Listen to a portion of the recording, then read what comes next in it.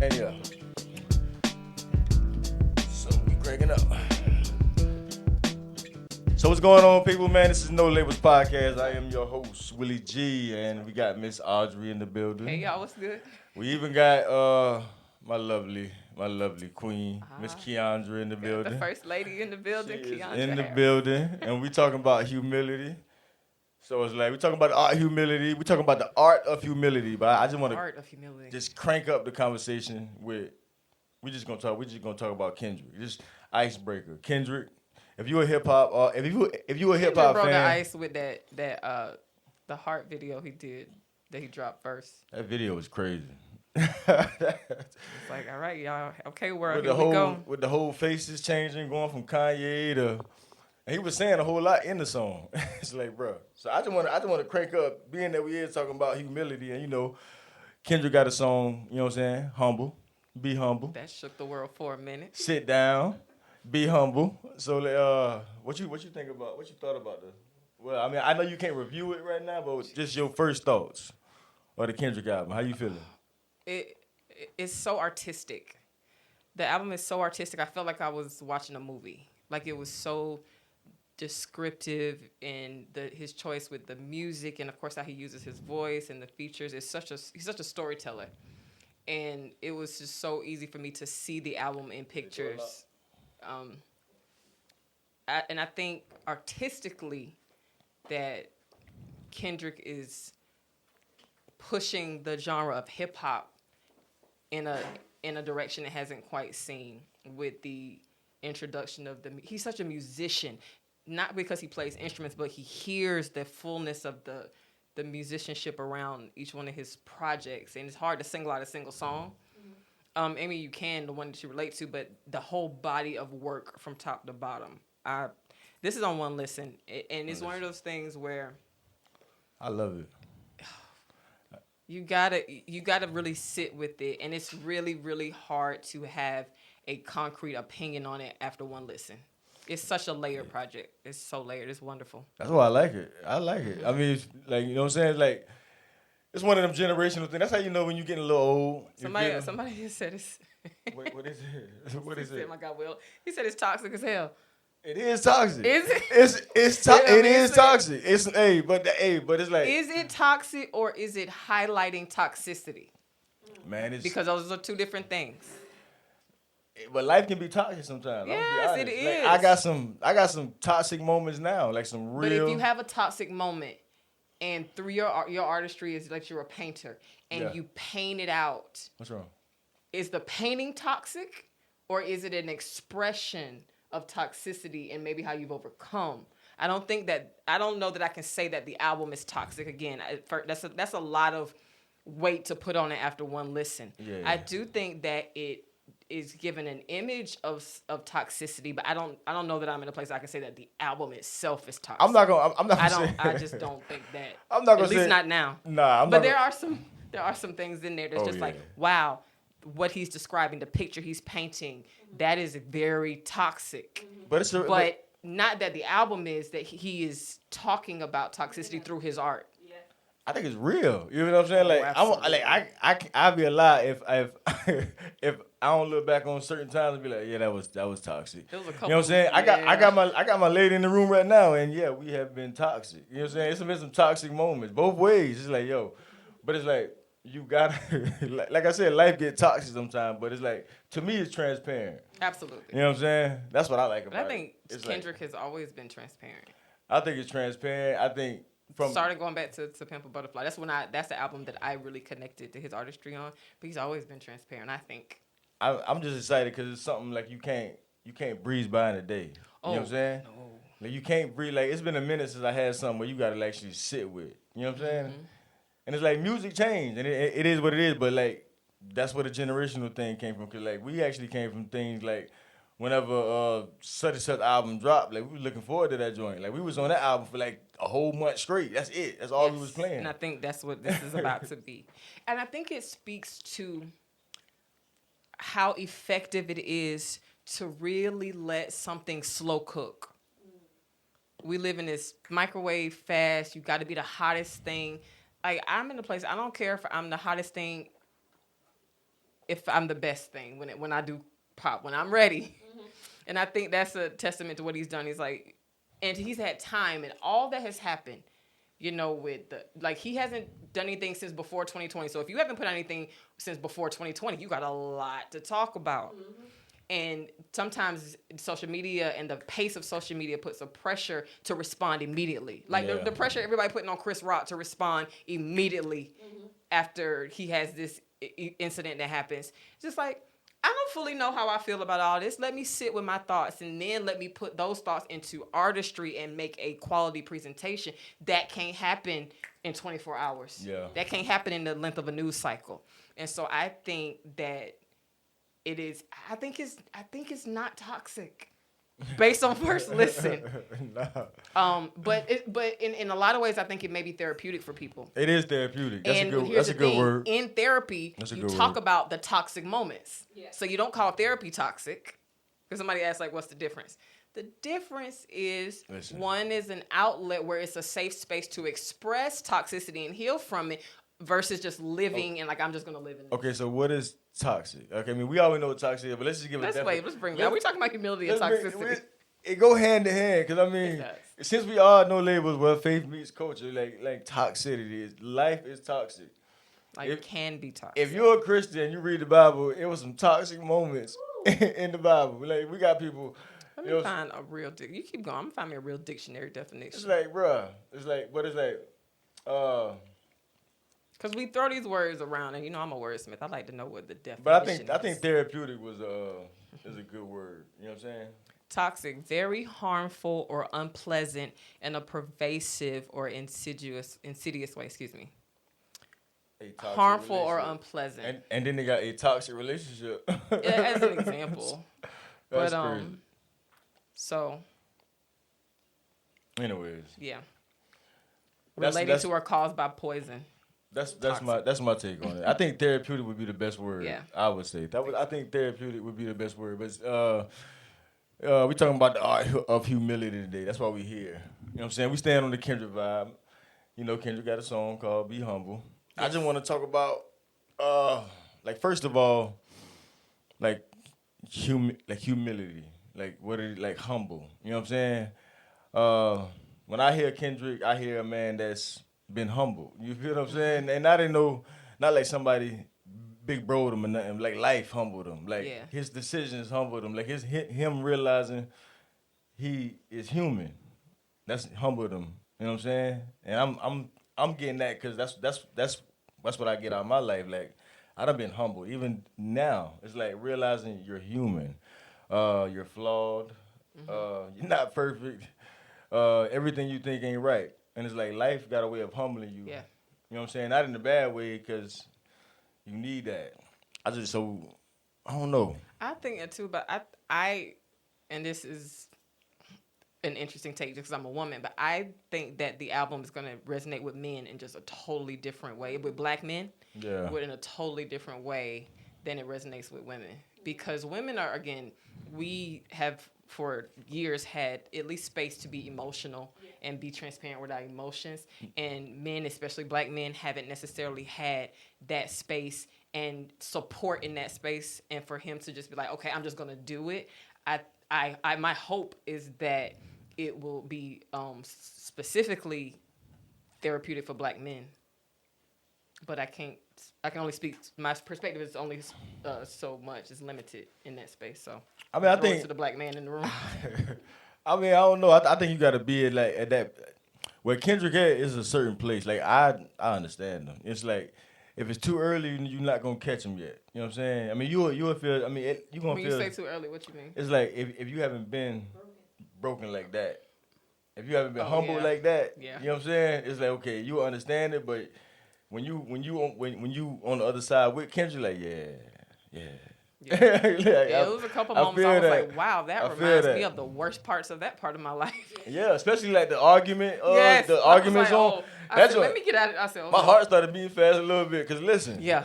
It's like, it's like, bro. Oh, wow, that reminds me of the worst parts of one of the worst. And it's like, bro.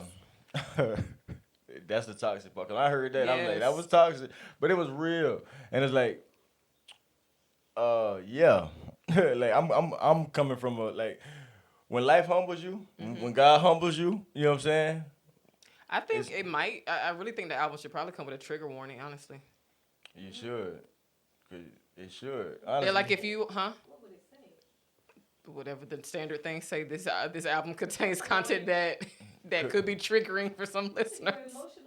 Yes, and I really think for me, what triggers is kind of like a sign of how healed I am in a place. Is there's certain things I was like, wow, that would have triggered me if Yeah. I heard it X number of years ago. Where I was like, wow, it reminds me of it, but also like, oh, I'm healed for real, because wow. And you kind of look back objectively and like, oh wow, Audrey, you was in a rough state. If you can relate to this, but also I'm not triggered by it. So I think it can kind of help you gauge maybe where you are with certain healing processes. But I'm gonna be real, like I like this generation, like now in time, like you know what I'm saying. They say a lot of crazy stuff about this generation and whatever going forward. But it's like I think now men are more tapped in to their emotion than Yeah. ever. Cause you know what I'm saying, like men's of the past, like bro, ain't nobody talk about feelings, ain't nobody talk about emotions. Everybody know therapy in the black house was like you not telling nobody you in therapy, but now it's like a common thing.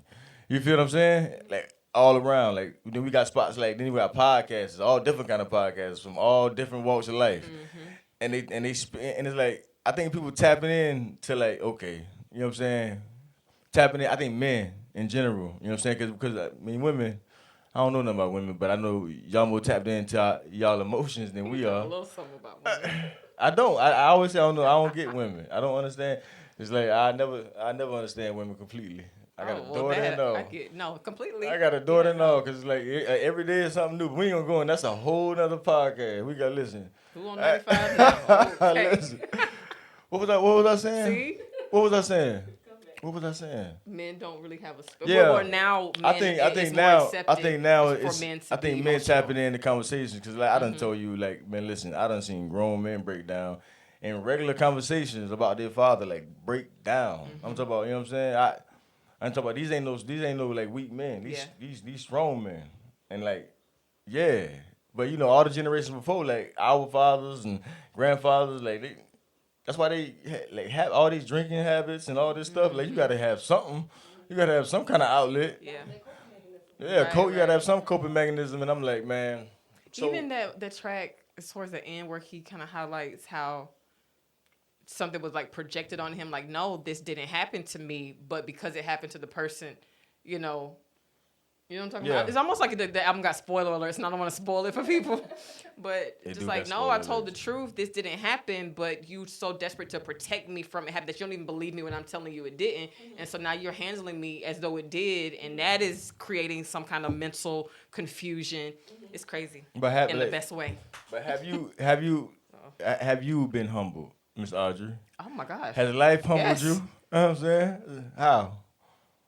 Are you gonna have to narrow that question? You ain't gotta go deep. Okay, so like when you say humble, I say when I say I've been humbled, I had to realize, you know what I'm saying, because it don't make me think less of myself, but it make me look at myself for real. You know what I'm saying? Like life put me in situations where okay, this is all right. You made bad decisions, Right. okay, and everything ain't the, you know what I'm saying. And you got it's kind of owning up to your own boy job, and then leveling up. You know what I'm saying? But it's like for me being humbled is being reminded that I'm human, I'm flawed, and basically down to the nitty gritty, it reminds me of my need for God. Absolutely. It like the best the number one lesson is I need God. I need God, For real. and then if I'm gonna come to Him, come open. Don't what you hiding from God for. Yeah. So I got a lot of examples of like things like specific situations that humbled me. But one, I remember I was trying to get over a relationship and I was in denial about. So I kept saying, "Oh, I'm over it. I'm over it. I don't care about him." And I didn't want to care about him, but I did. And so every time I was saying it, I was lying. I'm like, "Oh no, I'm good. I'm good." And I remember someone asked me, "Well, how long did it take you to get over that relationship?" I said, "Actually, on one hand, it took a really long time, like a year or so. But then I said, but if I could be really honest, once I was honest with God and humble enough to say that I'm not over this person, but I want to be. Once I was honest, the healing was really quick. God was like, it's like going to a doctor and you need a wound, but it won't cover, but you won't take the shirt off. It's on your back and like, well, look, well, no, I don't want to show you I'm actually good. Yeah. Then what you come for? Yeah. And so I had to realize and be humble. It's like, Audrey, you don't have it together. You want people to think you do. You're trying to trick yourself by saying this thing that's not true. So if you're gonna come to me, say, you know what? And when I prayed, Lord, I am not over this person, but I really, really want to be. God was like, I can do something with that. And to me, the healing was almost like instantaneous. But the humbling process was me not being humble, me being too proud to admit that I need help getting over this because I felt like I should be because of the amount of time that had passed and how a toxic or whatever the relationship was that wasn't beneficial to me. Like all these reasons why it should have been easy for me to be like, no, I'm just going to walk away. But I had to admit, no, I was really emotionally connected. And really, I just had visions for this that just weren't true. Yeah. And once I was, and God was like, until you can stop thinking that you're supposed to have it together because of whoever thinks that, whether you think it or society or friends, whoever put that on you, I'm not putting that on you. Yeah. I would like to put healing on you if you could come to me with some honesty. Okay. And so it was humbling to get to a place to say, I'm not what I've been pretending to be.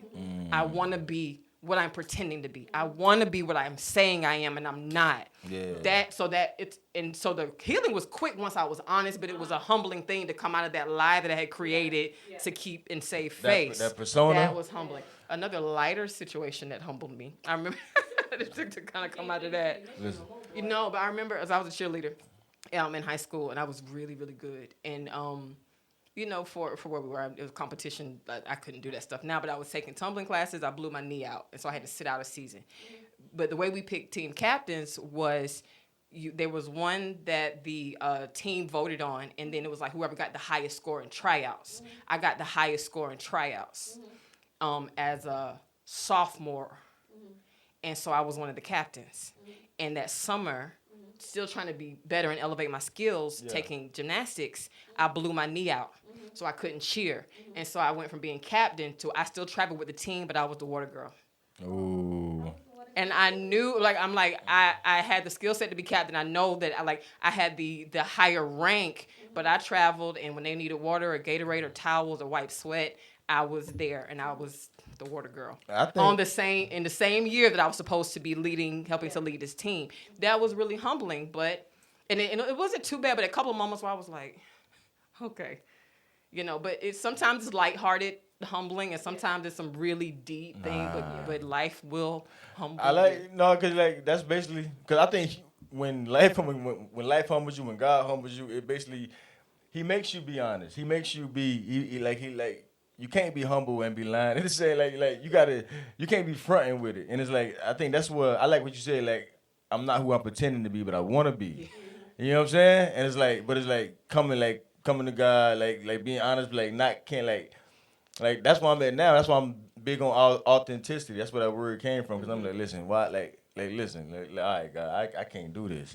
And it's just like, listen, I don't, not even giving excuses. Like, look, I need, you know what I'm saying? I was put in a situation where, okay, all right, okay. You know what I'm saying? It's like, okay, I need you. So what you got on this? I need you. It's almost like, I realize, okay, I am that kind of person. You know what I'm saying? Them little things I deal with, it ain't always the devil. No. Sometimes it's just decisions. Is it the devil or is it a decision? A bad decision. It's parts of you know what I'm saying? Parts of who you are, your history, your upbringing, how you think, and it's that really is. And then how do you know, some things are have been decided are bad, but not necessarily you shouldn't do this, especially in church culture. You shouldn't do this because we don't think it's right. But did God say that? It can get really nuanced. But it's God, this is who I am.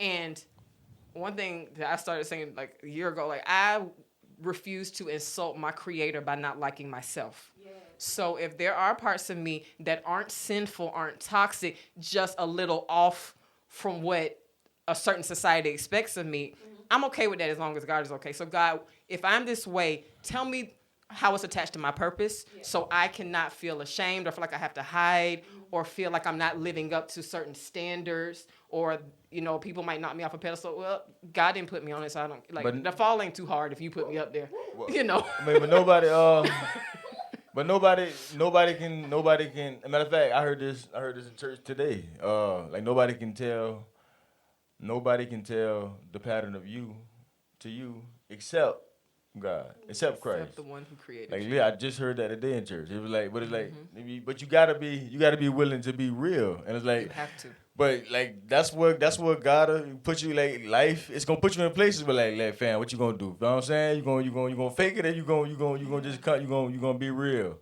And I think that's where the creativity come from. Like, Kendrick don't make this album if he not real. Anybody great. I mean, any artist right now. There's no great artists without the confidence. You know what I'm saying? Right. The confidence to be real. And it's like, yeah, I think humility, it bursts authenticity. Like you were saying on the last podcast, like, healing is usually not very pretty, but I promise you, more people can relate to brokenness than they can relate to perfection. Especially now. It's crazy out here now. It's just like, so just be vulnerable and watch what God does with it. Our emotions are a gift, and so to be taught to suppress it is to deny a part of yourself that God gave you to live life through. And it's like Kevin Gates said something in a interview. He was like, "Who I am, and who I'm not, I never will be." I think that's a saying too, a quote maybe, but I like it. And it's like, yeah, and except the way you are now, because even where you are now is like God's still growing you. Like, you don't even know. It's like, but being all right with where you at right now. Yeah, you know and what I'm saying? One thing my pastor used to always teach us is that, to kind of go back to that quote, is you are fully who you are, but there are some parts of you that are still in seed form and need to be nurtured, watered, grown, and developed. But that whole, like, you are a complete work. Like, a seed is a complete tree, but it has to be processed. And so don't discount yourself. He did say something that complete tree, but it got to be processed. Yeah. Okay, I like that. That was the message today too. Was it? Amen. God gonna get that seed out you. He is. He's gonna get that seed up out you. And so if you can get into the idea that I have everything that I need within me, and anything that I need externally, God provides that. So, like, again, all of the elements to grow a strong, healthy tree is in the seed. God supplies the water, soil, ground, but everything as far as the characteristics of how the tree presents to the world is within the seed. And there's very little control that we have over those other external elements. So we have to pray and ask God to direct our paths. And who do I connect with? Who do I collaborate with? What places do I go? What environments are most conducive to my healthiest growth? Yeah. And so if you can see yourself in some parts, you'll accept the parts that are in seed form, but they're still complete and whole. You just gotta give them to God in humility. Yes. But if you go in like, oh, I'm a full-grown tree, and somebody take a bite out of you and they die, it's like, well, you weren't ready to eat. You gotta be. I'm talking about toxic, like, Feel a little sour. You gotta be. I'm sorry, I spelled out. Sorry, That guys. You left 10% on your phone. Okay. Just play to it to get dead. That's a full episode. We still live. But, Oh, yeah, we're still live on the social medias. But Sublime He's dang, what was I just got? Oh yeah. You were saying about seed and all that. Like, you gotta be in your element. You gotta be comfortable with your element. You know what I'm saying? Like, every tree don't grow the same, like, grow in the same element. You know what I'm saying? Like, some trees, like the animals and everything. Like, some you got warm weather plants. You got cold weather underwater. It's like everybody ain't built the same. Everybody, you gotta embrace your uniqueness and be comfortable with it. And it's like, everybody. I think being comfortable. I think we say we like it, but we really don't like. Who said they like being uncomfortable? No, I'm saying not uncomfortable. I'm just saying that I've never just the publicly culture, said that. The culture, whatever. We like people who are quote unquote themselves, like Cardi B or somebody who speaks out. We say that, but in reality, do we? Do we like people who stand out and really speak their mind? I think we do, and I think that, like, why people gravitate to that level of authenticity is they can hide behind that person. Yeah. Instead of having to say it themselves, because it takes a lot of vulnerability. I'm just really attracted to vulnerability. Yeah. But it does take something to a level of humility. It takes humility And even like that same root word, humility, like, are you willing to humiliate yourself before God to get into the life that he has planned for you. So if you take that word Lay all the way humility and humiliation, they're all the same root. It's all this. They all branches out the same tree. Yeah. But nobody wants to be humiliated. No. People say be humble. It's like, okay, are you willing to be humiliated? Because essentially that's the same thing. Mm-hmm. God is so gracious that he allows a lot of our humiliation to happen in private with him. Mm-hmm. Yeah. He's gracious that way. If we deny it too long, I think that's when the humiliation starts to get a little more public. Mm-hmm. Yeah. So I just go to God and I lay it all out. Ugly cry, all the words, all the tears, all the listen. God, listen. I just think like even the whole thing. I just think it's a beautiful picture. I'm always saying God is painting this beautiful picture, and it's like that's why I like to tell. I don't brag on my faults or whatever, but I've learned to be comfortable with it. Because I know I ain't stuck here, and so it's like it's a beautiful picture when you hear somebody's real story, like you hear a Kendrick, and you hear the arguing scene. You relate to the arguing scene. If you over 30, you done been in the arguing scene, and I don't care how safe you is. Like when arguments get petty, toxic, it's like bro, you say stuff out of it. You come out of the arguments. You come out of some arguments like, fam, I can't believe you just said that, bro. I'm glad I already know you love me because you. I just don't know if I wouldn't. Glad the love has been established because if I wasn't sure, then bro, I can't believe you just said some of this stuff. Like, bro, hold up, bro. We need like a shot or something. But no, it's like that's all part of life. It's all part of life. Like you can't take all that out. You know what I'm saying? Like we can't paint this picture of what life, how we want life to be. This should be the Candyland life. No, life is ugly and gritty. At times, it get gritty. You know what I'm saying? I think I've got to a place where, like, not saying that you're necessarily proud of it, but I don't mind showing my scars. Mm-hmm. Scars and wounds are different, though. Yeah. A wound is evidence that you're hurt, like actively, presently hurt. Mm-hmm. Yeah. Scars are proof that you've been healed. Yeah. And I think a lot of times people want to, like, move and present while they're still in the wounded state. Mm-hmm. It's like give it a minute and keep the bandage on for a minute and let healing take place, and then you can talk about your scars. Mm-hmm. But scars is proof that healing has happened. Yeah. But a wound is still actively susceptible to infection and could become worse. And you still need attention and a level of privacy, which is why you cover wounds. Yeah. But scars. And then people may ask you about them, and that's an opportunity for you to give your testimony. Hurt people. True. But heal people. What is healed though? Like, what is being healed? Like, what is it? Okay, hold on. One podcast asked is there such thing as going too far in an argument? Absolutely. Is it though? Well, is it? I mean, is it really? I mean, I guess if you really like say, okay, yeah, I've been smashing your sister and your mama. I think that's too far. I do think that.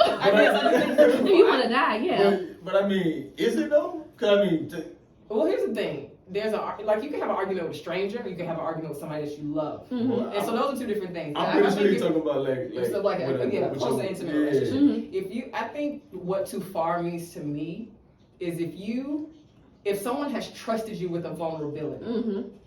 and you in a different moment, in a heated, angry, emotional moment, use that vulnerability against them when they gave it to you and trusted you with it in a moment where you weren't arguing, and you take it in. I think that's too far. Yeah.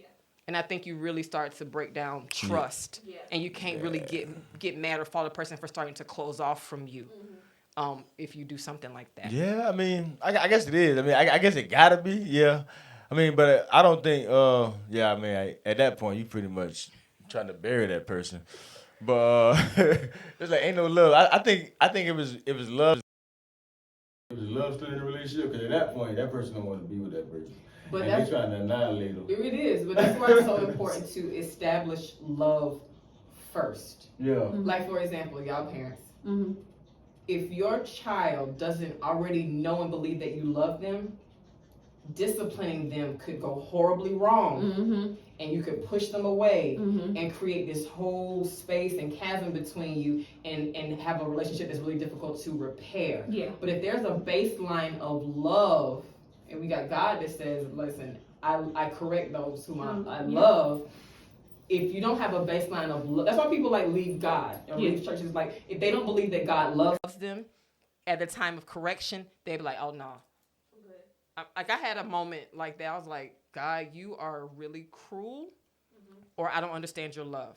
But I believe that God loved me, so he showed me a deeper way his love for me. But I'm like, it's so many people. If they get to that moment and if they are not social with anybody, or a parent, a child, friends, if the love isn't established, you have to kind of tiptoe around vulnerabilities and difficult conversations because you don't really know. Yeah. And if it goes wrong and they don't already know I love them, I have to be more careful with what I say. Yeah. I do think that if love is your foundation, and your love is rock solid, and both parties understand that the love is there and it's not going anywhere, I think you do have freedom to say things that maybe nobody else is allowed to say to them, but you're allowed to say to them because the love is established. But you know what? Arguments, like not that kind of argument, like not going to, like arguments, like coming out of argument, it's therapeutic. And hear me out now. Hear me out. I ain't saying, I'm not saying sign up, but listen, after the argument, after you done went too far, both of y'all done went too far, and y'all thinking back on what you said, like an argument gonna show you parts of yourself. You know what I'm saying? It's like if you honest with yourself, like, dang, why you did that? Like talking to yourself, it's like, and you know what I'm saying? When you get into the art of humility, the biggest like paintbrush but in hold the up now, because women, apology. Now women, I know I'm gonna get some kick out of this, but women do not like to apologize. It's do you, oh and men no, do? No, listen, this is I'm sorry. You hungry? You want something to eat? This is I'm sorry. Like you're not gonna say you was completely wrong about the situation, and you know I'm hungry. You know what I'm saying? That's not an apology though. It's like we gotta come back. You know what, baby? I'm sorry. You know what I'm saying? I should have said that. We come back. I've learned to apologize. But I'm saying, like, I think it's harder. Like I said, this is my opinion, but. Women, my lady, my mama hate to apologize, bro. It's always a meal. I cook some tacos. You know what I'm saying? She don't never know her apology language. She never want to say I'm sorry. Talk about love language. What is listen? What camera? All the cameras. Instagram, Facebook. But what is your apology language? My bad. What is your apology language? For a lot of people, it's like I might just throw you on something to eat. I like movies. I like movies. I think it's to say like women don't like to apologize. Let's not generalize. I do think that in society, women aren't. We're taught that we shouldn't have to. We're taught a different thing around how right we are. About how we should be treated, about what we should accept and not accept. Women are always we get messaging like that all the time. Yeah. And so it's easier with that kind of messaging. It's easier for women, I think, to justify themselves out of an apology. Yeah. And I'm not saying that it's right. But I am saying that for every moment that a woman should apologize, she got somebody like, sis, nah, because you deserve such and such and such and thus. Yes. And I don't think men necessarily get that. Men get more. Correct me if I'm wrong. Like, hey man, break on, make that right. It depends now. Yeah. Sometimes it depends. If it's we get more justification to hold back on an apology. I don't necessarily agree with it. I don't mind an apology. I've had some difficult ones, but I've done it. This 2022, bros telling bros like, know your worth, king. Yes. Know your worth, king. And I absolutely agree with that. Know your worth, kings, men, sirs. Know your worth. All that. Hey, you not eating on my plate all 2022. Order what you want to order. Order what you want to order. You're not getting nothing off my plate, and I'm not apologizing for it. I'm gonna tell you something. Kings gotta know when we off air. I'm gonna tell you something about that. We gotta know our worth because I get tired of like you didn't order, you didn't know exactly what you wanted to eat. I don't like sharing my food. I order what I want. I only like shit like I love my daughter and I don't like sharing with my daughter. I'm like, listen, she be asking for food? No, But how we get here from humility? You driving this car? How we get on 80? Anyways, we still got some juice over there. Yeah. Okay. Well, I'm coming back. Like I was talking about. But in humility, I think one of the to really sincerely apologize, it's just impossible outside of humility. Yeah. It's impossible to have a sincere apology without having been humbled in some way. Because that means that to have a need to apologize means that either you did something wrong or you said something wrong, either did something that was perceived and is wrong. Maybe the action wasn't, but you hurt somebody that you didn't intend to hurt. Yeah. And even that warrants an apology. So I think